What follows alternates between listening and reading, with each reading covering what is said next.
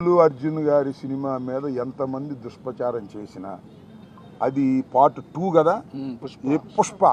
పుష్పాన్ని చూడకోకుండా ఎవడు ఆపలేడు. అక్కడ దాకా ఎందుకయ్యా?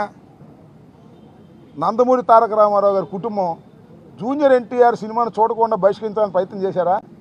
ఆపగలిగారా? అట్లాగే ఇప్పుడు ఆయన పేరు అల్లు అర్జున్ గారి సినిమాని ఆపాలని ప్రయత్నం చేస్తే ప్రజలు చూడరు. బాగున్న సినిమా ఏదైనా చూస్తారు. అరే రాజబాబు హీరోగా యాక్ట్ చేసిన సినిమా బ్రహ్మాండంగా చూసామా మేము? సినిమా బాగుంటే, ఎన్టీ రామారావు గారి సినిమాలు బాగోకపోతే ఫ్లాప్ అయినాయండి. ఏం చెప్తాం? సినిమా బాగుంటే ఎవరైనా చూస్తారు. అరచేతిని అడ్డుపెట్టి సూర్యకాంతిని ఆపలేరు. అదేవిధంగా ఇలాంటి ఎదవపోకళ్ళు పోయి సినిమాని ఆపలేరు అని మరొకసారి నిరూపించేటటువంటి కార్యక్రమం వస్తుంది. అల్లు అర్జున్ అయినా, లేదా జూనియర్ ఎన్టీఆర్ అయినా, లేకపోతే మరొకరైనా సినిమా బాగుంటే ఎవరైనా చూస్తారు.